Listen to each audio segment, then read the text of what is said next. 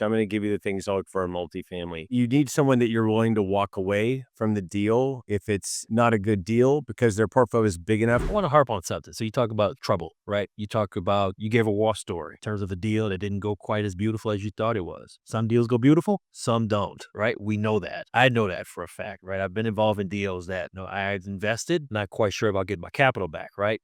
Again, it's the risk as an investor that you take. Won't you share some tips for the listeners in terms of, give us some tips in terms of how you would de-risk a deal? Won't you share some of the things that you look at, some of your approaches, and just share some tips and approaches for the listeners? Any thoughts on that? I specialize in multifamily, so I'm going to give you the things I look for in multifamily. The most important feature is the operator or operators or the team. How have they been doing it? I look for people that have been doing it 8 to 10 years, that already have exits, have a track record. They have enough units that they don't have to close on something, which means they're willing to walk away if they have a problem, kind of like on my deal we ended up having to walk on. So basically, you need someone that you're willing to walk away from the deal if it's, not a good deal because their portfolio is big enough. They're not relying on an acquisition fee. They're not broke. You need someone that has that experience and has been through the trenches and the rough times. And need 8 to 10 years and look at their track record. The other thing on multifamily is fixed rate debt. I don't do bridge loan deals unless the bridge debt is fixed or has really, really strong rate caps. And even then, I don't want to do it. I want to do regular Fannie Mae, Freddie Mac. I want to do deals that are going to be basically fixed rate debt for 7 to 10 years. So we know that that part of the debt is not going to change and it de-risks the deal quite a bit. So those are the two main things on the deal. I mean, if it's got outsized returns, it's more risky. So, I mean, most deals in multifamily right now should be a 15 to probably a 20%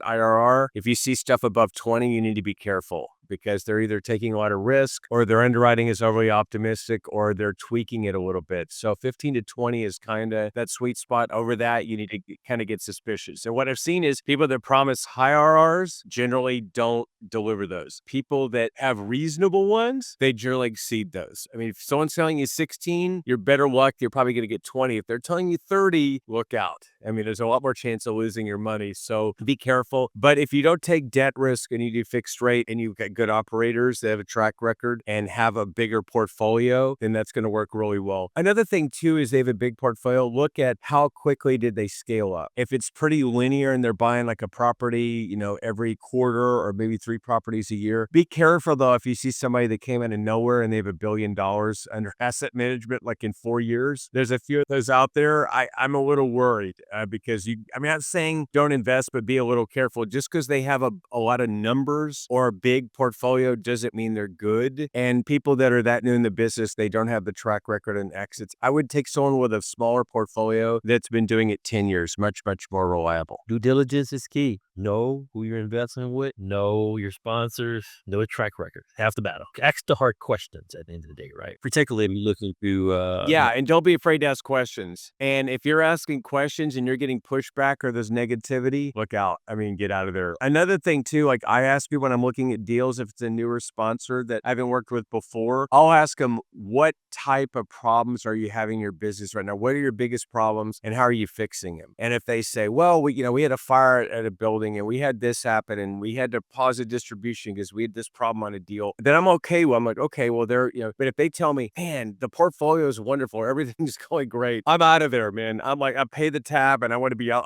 of that one show to the next person because I know in multifamily, it's a river of problems. If people are not having problems, they're not being honest with you because it's a rough business with a lot of problems. Indeed. Hey, David, thanks for sharing that intel. Those tips, I'm sure listeners out there who think about getting into investment, very helpful insights and tools in terms of how you think about things, how you approach things, ask some of the difficult questions. You're within your right as an investor to ask any question you want about a deal as you're giving something under consideration. So that goes without saying there. So, David, man, how can people find you? Any website, email information you want to share as we kind of close things out? Sure. Find me if you want to specialize in large multifamily projects in Texas, particularly in Houston. That's my hometown. I'm a native. I've been here 55 years. So that's my market. I also look at Dallas and San Antonio, but those big markets, but there's plenty of deals in Houston. To reach me, probably the best way is LinkedIn. So it's David R. Priest, Priest, or you can go to my website, which is Paratus. That's spelled Paratus,